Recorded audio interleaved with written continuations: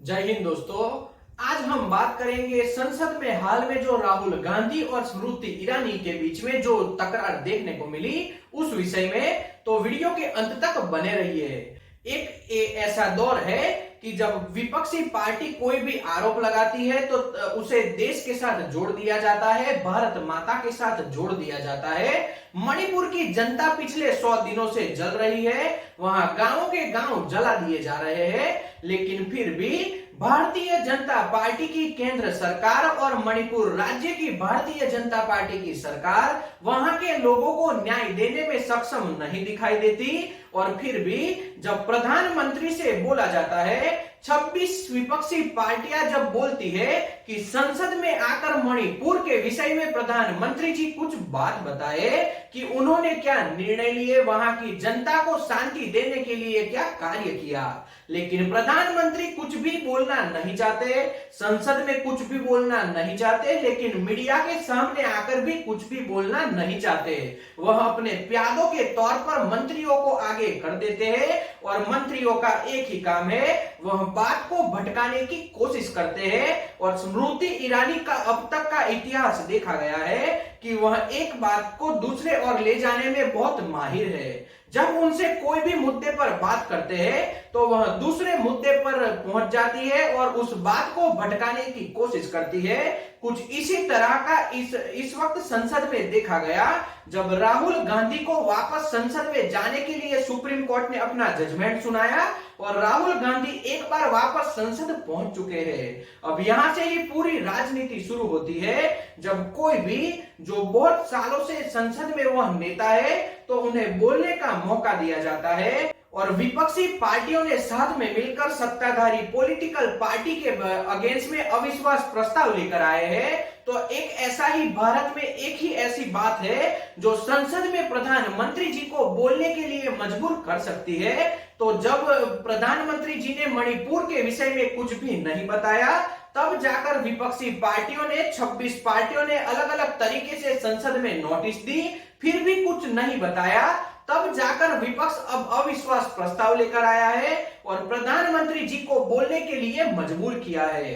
अब यहाँ पर किस तरह से कार्य होता है, जो कोई भी विपक्षी पार्टी के संसद सभ्य के द्वारा आरोप लगाया जाता है, उसके जवाब में सत्ताधारी पक्ष के किसी भी मंत्री के द्वारा उसका जवाब दिया जाता है, किसी सांसद सभ्य के द्वारा उसका जवाब दिया जाता है। और इसी दौर में जब राहुल गांधी ने भारतीय जनता पार्टी के ऊपर मणिपुर के विषय में आरोप लगाए और हमारे प्रधानमंत्री जी को रावण से उदाहरण के रूप में बता दिया गया, लेकिन उस बात को आगे ले जाते हैं। एक बात साफ है, जब 100 दिनों तक मणिपुर की जनता जलती रही, वहां गांव के गांव जला दिए गए, वहां के बच्चों के पास शिक्षा के कोई साधन नहीं है, वहां के बच्चों को खाना नहीं मिल रहा है, लेकिन फिर भी हमारे माननीय प्रधानमंत्री जी इस विषय में कुछ भी नहीं बोलते।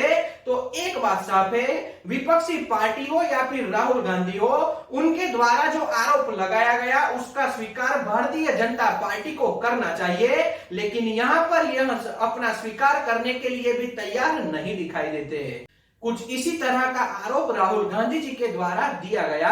हम यहाँ पर लोकसभा का वीडियो नहीं दिखा सकते, आप लोकसभा के यूट्यूब चैनल पे जाकर यह वीडियो देख सकते हो, लेकिन राहुल गांधी जी ने भारतीय जनता पार्टी के ऊपर मणिपुर के विषय में जो आरोप लगाए उसका जवाब देते वक्त स्मृति ईरानी जी ने, जो केंद्र में मंत्री है, उन्होंने जो लोकसभा के स्पीकर होते हैं उनको यह बताया कि यह सीधे तौर पर आपके ऊपर हमला किया गया है, हमारे देश के ऊपर हमला किया गया है। तो यहाँ पर एक बात साफ हो जाती है, मणिपुर के विषय में आप कुछ बोलना नहीं चाहते।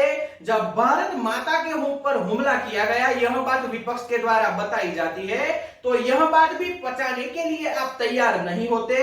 आप सीधे तौर पर हमारे संसद के अध्यक्ष को यह बताते हो कि आपके ऊपर हमला किया गया है। यानी कि एक बात साफ है कि आप देश को तानाशाही की ओर ले जाना चाहते हो और इसी के परिणाम स्वरूप आप किसी भी सही बात के ऊपर भी अपना बयान देना नहीं चाहते। अगर आपके अंदर हिम्मत है तो मणिपुर के विषय को भटकाना बंद कीजिए। मणिपुर के विषय में चर्चा हो रही है उसका बराबर तरीके से जवाब दीजिए और सही में मणिपुर में क्यों आप कानून व्यवस्था अच्छी नहीं कर सकते, वहां के लोगों को सुविधा मुहैया क्यों नहीं करवा सकते।